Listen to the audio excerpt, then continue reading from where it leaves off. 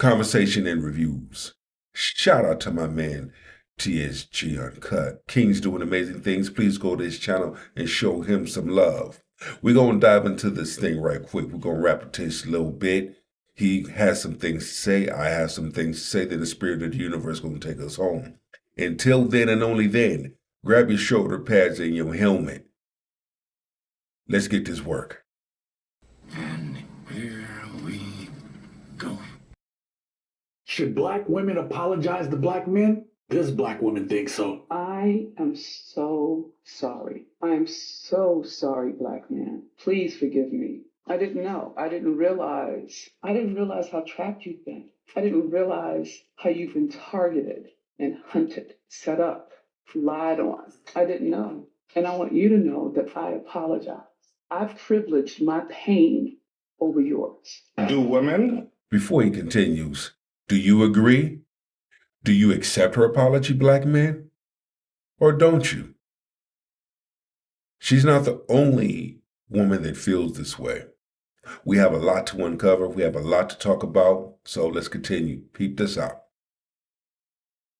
Need men. No. No. Why do you say that? We're very independent. I think you can live in this world without a man. You were born in this world as a woman and you came in this world by yourself, so you don't need to depend on someone else. Okay, why do you think a lot of women say they don't need men? They feel like they're too independent, like they can do it by themselves, but we can't. We need a man. I just decided to go look at videos about decentering men. Decentering men came up with like 9 million gazillion videos of women talking about how to decenter men and why. Something told me to just go look up videos about decentering women. I could not find a single man on here talking about decentering women. Make this shit up.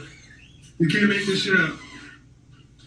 Y'all heard it. Ego is really big for us. Like, women are very egotistical. We tend to allow our heads to get so big, and society has allowed it too. Yeah. We are now comfortable being the captain. We're not comfortable being someone that's sitting behind the captain or a co-captain. Yeah. We want to be the captain. Yeah. With stipulations that not all captain duties I have to have. Like, Yeah. you want to be the man, but you don't want to build anything. Right. You don't want to fix anything. Right. You don't want to actually do the hard labor things that men will do Yeah. in order for you to have what men produce. Right. We got women out here can't find a man because they acting like it. You are alpha. Now the alphas all want these subservient husbands. You can't have one. Why black women should apologize to black men, or if nothing less, at least be more sympathetic and empathetic to the plight of the black man.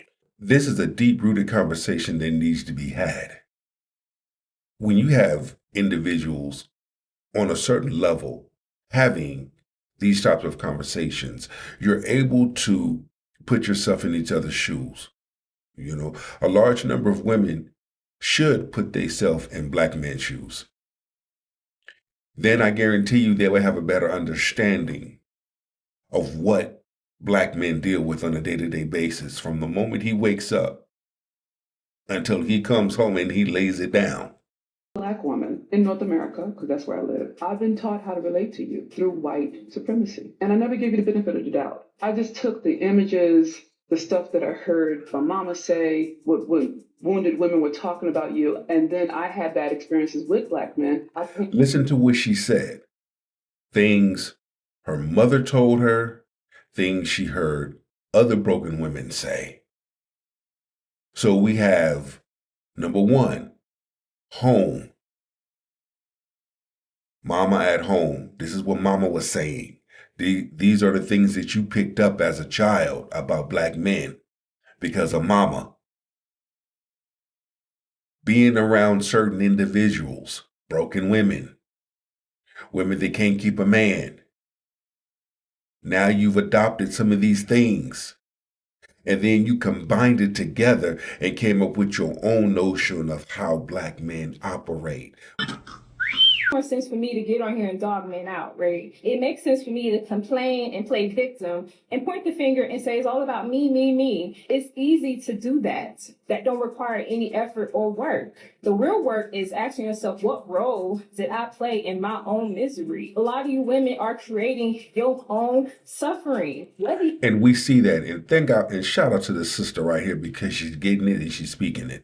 A large number of women, they dig a hole for themselves and they create their own misery because of their own pain, their own personal experiences. Or not, because of your lack of boundaries, your lack of healing from past trauma, because of your lack of intuition and your lack of awareness. Like if you 9 to 5 at Burger King or something, hell no. But if you 9 to 5 at Yeah, my favorite. JP Morgan or something, hell yeah, because I know that Friday check about to have multiple zeros. That little bank shit. Shit, that's a fraud nigga. I might as well get. But see, this right here, this is the generation now.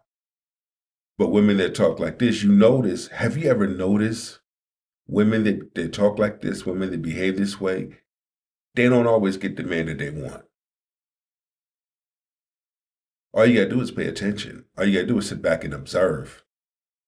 That's one of the amazing things about a security officer, a security guard. A real security guard, his job is to observe and report. Law enforcement, observe and report. Doing executive protection, observe or report and go hands-on when it's need be. But all of those types of jobs, their job is to observe and report. I'm observing the individual. I'm listening and watching their every move because that entails me what type of person that they are. These women don't always get the type of man that they spewing and putting out there on social media. They just capping for the gram. Get a fraud nigga. Fuck. I don't know. You work in the bank too. Shit, technically. Like, So if a nigga work at a bank, no, I don't want you. so let's say this nigga work at a bank making $500,000 a year. You don't want that nigga? You Make this shit up. You can't make this shit up. Yeah, I heard it. I love women that behave this way. Why? Here's the thing. Now they let men know who not to choose. Now men know who not to choose. Men know who not to talk to. Men know who not to give their resources and their time to. Better than average men. Every woman wants this exceptionally great guy, right? He's making at least 6 figures or doing really, really well for himself. He is good looking. He has to be a certain height, just these crazy standards. But then sometimes these same women don't match physically, mentally. They're not even on the same wavelength as him. I'm so glad she fucking said that. I'm so glad she nailed it. And it's true. What do you bring to the table? What do you bring to a relationship? A lot of women will go and get beta males because he's not gonna say a thing. He's gonna let you run him up. He's gonna let you do what you want to do. And we've gotten to the point where we don't want to be alone. But the beta, so we want somebody. Yes. Yep. But then we want somebody that's not gonna tell us nothing. Somebody that's not gonna hold us accountable. We want somebody we can talk to, flip out the mouth. That's a simp. Basically, you want a simp. And this is what we're saying. Some of these types of women want simps. Just be a yes, ma'am. Don't talk back to me. Don't check me. Don't correct me. Don't expose me. Let me do what I want to do. And we'll be fine. Independence because we wanted to escape order because the order that we saw was not really order. So let me talk about the bad word here. Okay. Submission. If you say it to the average woman, especially one that's out of order, she will say, "I want a part of that." That is so true because if you come to a black woman and you're in a conversation, you talk about submission, it's like saying a bad word. There's nothing wrong with submission. How is it that you have a problem with submission, but another race of woman does not have a problem with submission?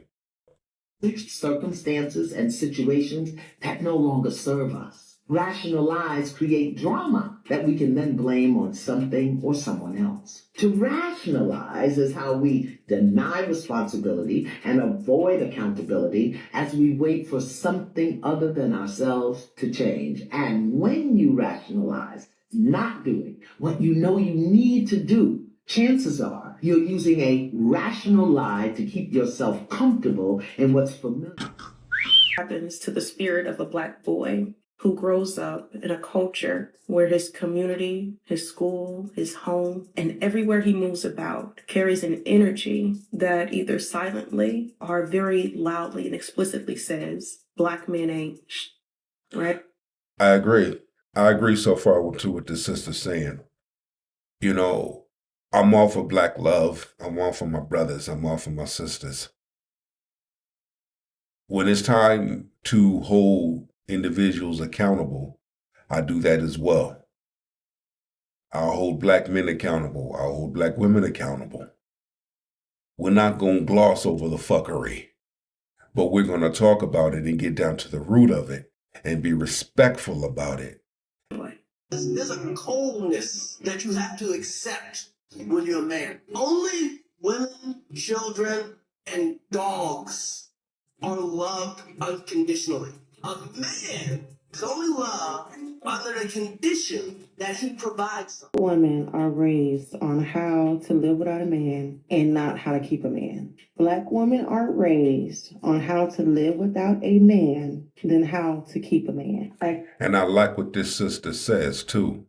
I don't know why I stopped it like that, but other races of women were taught the total opposite.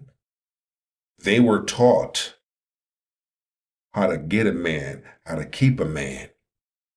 Woman in America don't get no older than about 14. Talk to her and deal with her like you're dealing with a 14-year-old. Don't come at her like you're dealing with an equal, because she's not going to be able to accept that. You got to go way back. We cut off at about 14 to 15. We don't develop or mature no further until we get some new information and accept some different information. I'm afraid she has a point. The women that require like rings immediately, it's just like, I might have the same requirement, but I understand it's not immediate with it. A nigga his size comes up to you and grabs and squeezes your ass. Am I supposed to let him just do that and say, no, beat him up, bitch? You should protect me, because why is he touching me in the first place? Right, exactly. So the fact that I matter is I'm supposed to put my life on the line for you because this big ass nigga done goddamn grabbed your ass. You won't shut up for me? Make this shit up.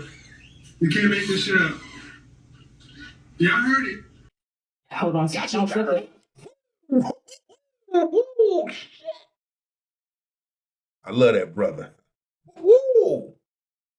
And exactly. You want man to do something.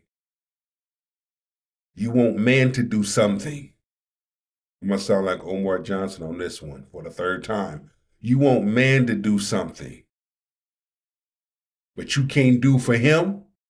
Want boyfriends. Y'all didn't want partners. Y'all did not want husbands. Y'all wanted fathers. Like, can we just cut like the BS? These comments right here, it proves that y'all wanted fathers. Y'all wanted to redo daughterhood. This is not about wealth building. The conversation is not rooted in helping the kids to build knowledge and wealth. The conversation is not about creating businesses and generating cash and revenue on a day-to-day basis.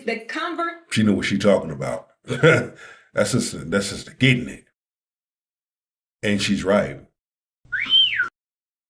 Yeah, I said it. But look over a good man. Pass up a good man. Friend zone a good man. Don't even pay the good man no mind, no attention. But soon as Pookie and Ray Ray do what they do, now you want to go over here to the good man. When you had the opportunity, you should have chose the good man, but somebody else chose him. Oh, I'm saying it. I'm calling it. So ladies, you have to do some self-reflecting, and you really have to dive deep into your life.